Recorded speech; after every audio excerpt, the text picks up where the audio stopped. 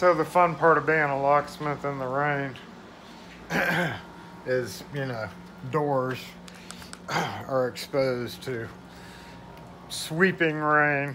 So I am soaked, which is why I was looking at my ID thing here. Ugh.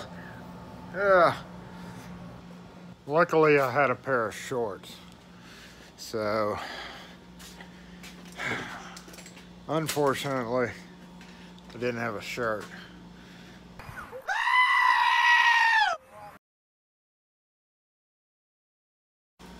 gotta get a key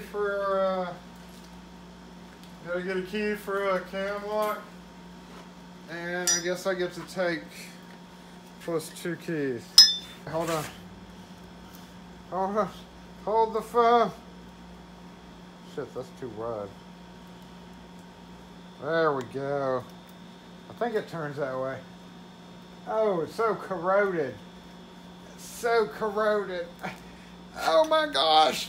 Ah! Let go of my pick. Fwah!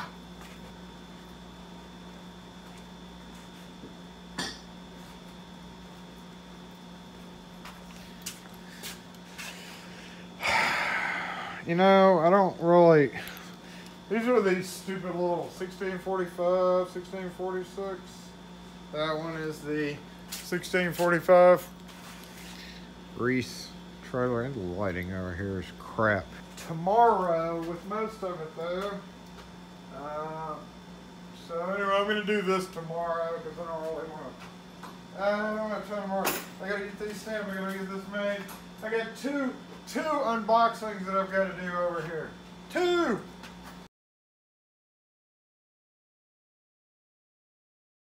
Okay, so don't ask about that.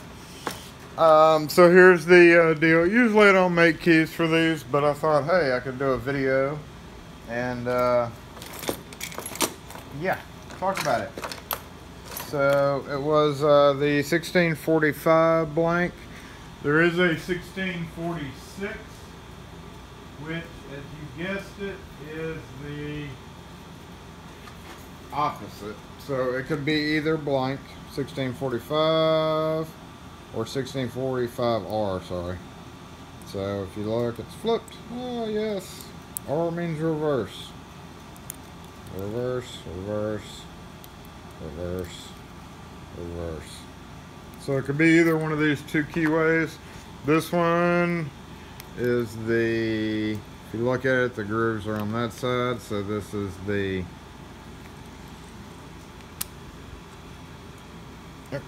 key not wanting to go in, but this is the 1645.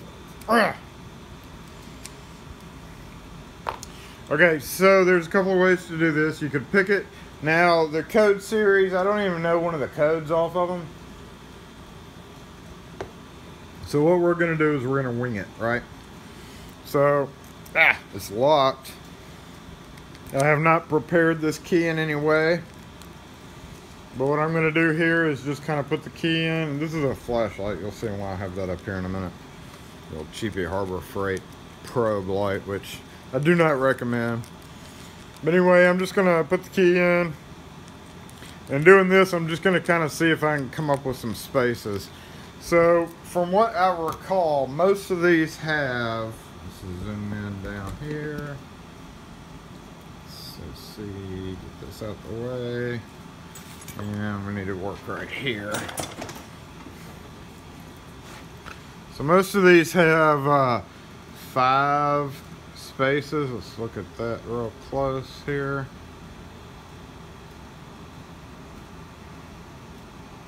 I did not get any marks. And from what I recall, because we do copy a lot of these, zoom down there please. We're just going to wing it. And I think there's 5 wafers in there. You could easily just, you know, count the wafers. But we're going to wing it with 1, 2, 3, 4, 5. That was probably not the best edge to do that with. Let's try that again. So we're just gonna go with the tip cut, you know, being somewhere in this range. Maybe 5, maybe 4, somewhere in here. 3, 2, 1. So we're just gonna kind of guess that that's about it. Now I have noticed when we copy these keys that the cuts are, jeez, zoom down, that the cuts are very wide. So we're gonna kind of compensate. Gonna use the 1011 wheel because that's the one you would usually use with stuff like this on. And if I could find my dang tension wrench, let's borrow one of these in my new kit. Again, you saw these are really nothing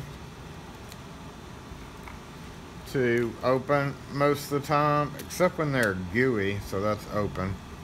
Oh, did y'all even see that? Y'all didn't even see that, did you? It's common knowledge that Reese Trailer locks are not. You can shim them, you can literally stick a screwdriver in there and just shear the wafers. So I highly recommend a better quality trailer lock. Let's push it in. Right. Highly recommend a better brand trailer lock than this. It's trailer pin receiver. And again, it makes it easier to lubricate this. So we got it turned. It will not spring back.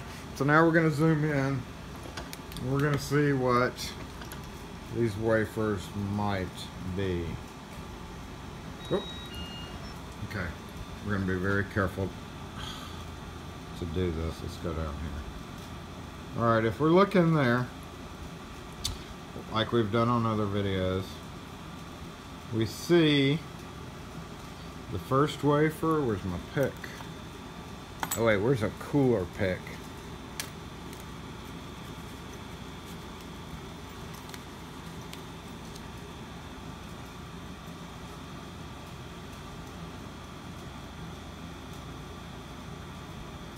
We see this first wafer is really high, so that's going to be like a 1-ish cut.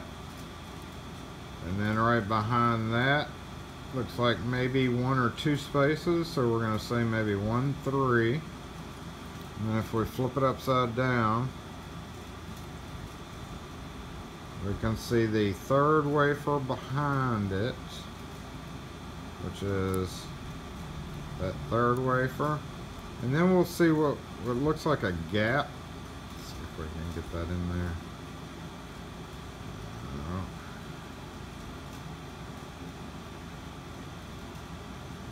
So remember we're on 3, got 3. So I'm going to say 1, and those, if you angle it and hold it up, those look the same. But then we got a gap, and then we got one in the very back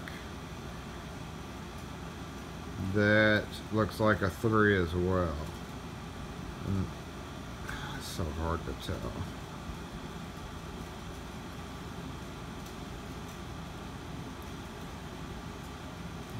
Probably can't see the gap, but you see one wafer real high, and then you got 3, 3, and then you got one that you can't see, and then behind that you can see it again. So I'm guessing 1, 3, 3, 1, 5. So let's go check that out. All right, I have this set up. Actually, hold on.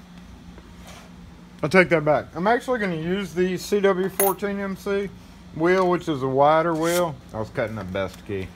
And I'm going to go for a micrometer card, because we're basically, again, just guessing it. I'm not even going to take the time to look up any code or depths or whatever. We gonna wing it. Just come over here.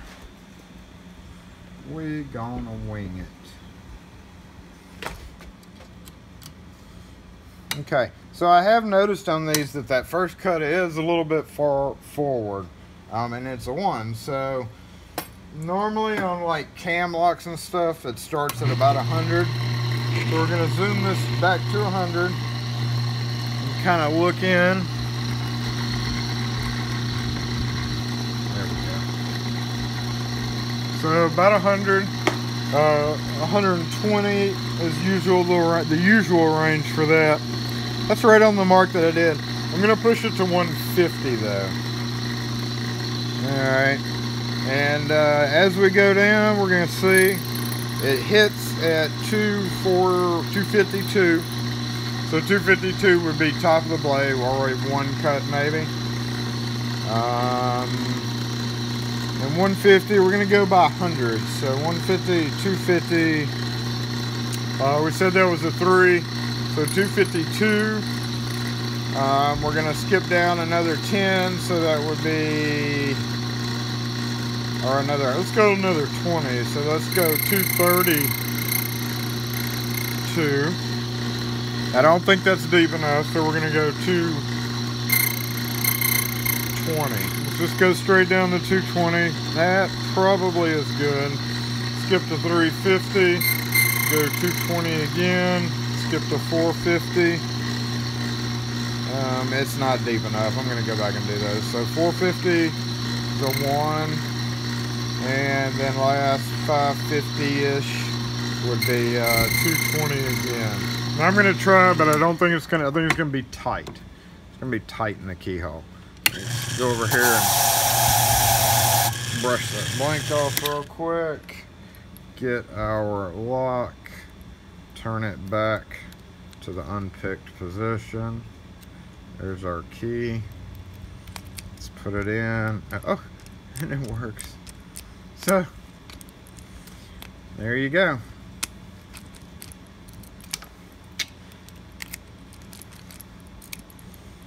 Pretty easy, $18 when, you know, it's just the cost of a key blank. It's one of the higher range because we charge more for the orange board keys, as are our more expensive keys, and it comes off the orange board. So we're gonna get another one of those, make a quick copy, and we are done.